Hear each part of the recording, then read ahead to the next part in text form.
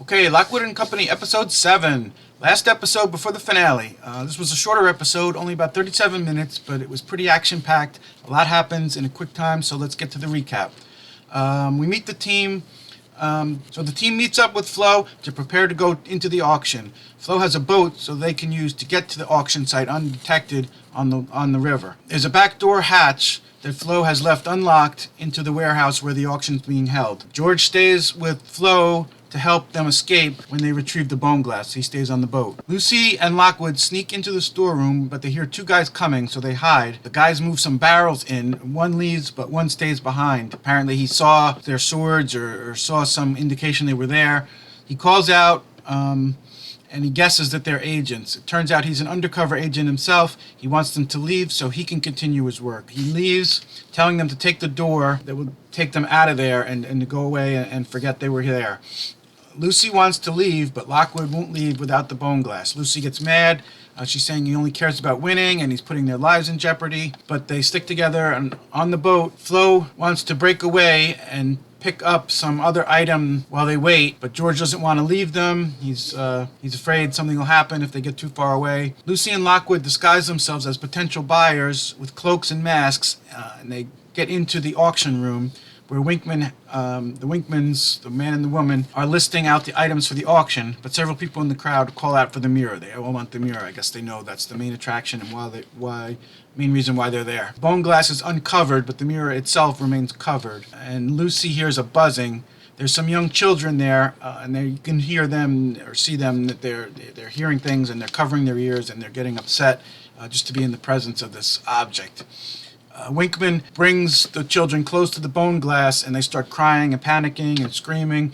I guess this is some kind of way to prove that the power of the item. Anyway, back on the boat, Flo and George are talking. They hear a heron, and Flo wants to follow the birds and find them. George isn't distracted. He wants to stick to where they are and make sure they're there for Lockwood and Lucy when they need them. In the auction, the bidding for the bone glass keeps going higher and higher until someone in the crowd offers £500,000. Lockwood then gets into the bidding war, and it goes back and forth between the two of them. Winkman pauses the auction at one point, requesting the two approach to verify that they can actually pay this amount that they're bidding. Lockwood then gets uncovered at this point, and Lucy sets off some kind of flare bomb in the crowd, and people start running, and panic breaks out. In that time, Lockwood grabs the mirror, and another item falls and opens up, releasing a spirit, which then begins to wreak havoc in the crowd. Lucy and Lockwood run down a hallway, but they come to locked doors at the end, and they're trapped. Winkman and his men come down the other end of the hallway. Winkman guesses by looking at the undercover agent that he knows them somehow, and he tells them he tells the agent to kill them. The agent approaches with a large knife, but instead of killing them, he breaks the chain on the door, and they escape through. And the door is closed behind him, and he's attacked by the thugs and apparently killed. So Lucy and Lockwood run to an elevator trying to escape and trying to get George on the radio. Lockwood seems to be in shock. He's kind of just kind of out of it. Lucy stops the elevator on a floor and takes one of the sources that Lockwood captured and throws it into the elevator, and it breaks open, and you see a spirit released. We hear it attacking the thugs that are following them. They stop on the stairs, and Lucy, trying to get Lockwood to snap out of it, he blames himself for the agent's death, and he's pretty shaken by that. Winkman and the thugs get to the stairs, but Lucy throws another one of the sources at them, and they run further up as the thugs fight off the spirit. On the boat, George hears a buzzing sound in his head, looks at a fortune cookie that he's got, and it says, "We make our own destiny." Flo says he looks unwell. George realizes that she has taken the boat away from the location, and he becomes agitated and upset. She says that he's mesmerized by the mirror, and she's trying to get him away from it.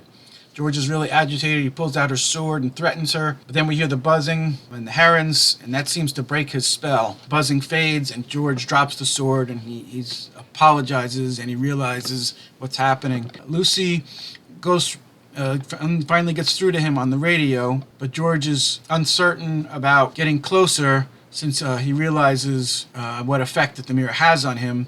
But Flo reassures him that he'll be okay. Back in the warehouse, Lucy and Lockwood are confronted by the guy they met in the Fitz library. They battle for the bone glass. He says he already told Winkman about the undercover agent and that they were planning to kill him anyway. He seems to be important, have important connections with different people. He seems to know things about Lockwood. They knock him out and they get up to the roof. And once there, they decide to throw the bone glass down to George and Flo in the river, and they scoop it up. This mystery man then shows up on the roof again and has them cornered, but they jump off and escape into the river. George and Flo take the bone glass to the Deepak building as they were planning. Flo suggests the two of them take the mirror to the deep part of the river and throw it in and then go and find the Heron Island.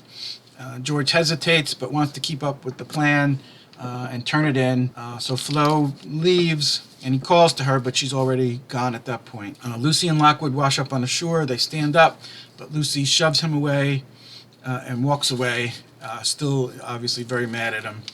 And we cut back to George outside the building, and we hear buzzing again, so we know the mirror is affecting him. And he looks unsure as to whether to go inside, and he turns around and goes to a phone booth and calls someone and then tells them, "I've got it." And we don't know what happened or who he's talking to.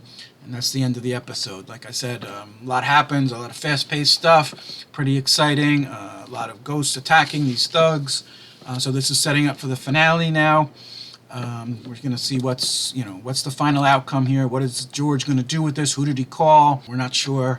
So pretty exciting, pretty strong build-up to the end here, and then now it's on to the finale.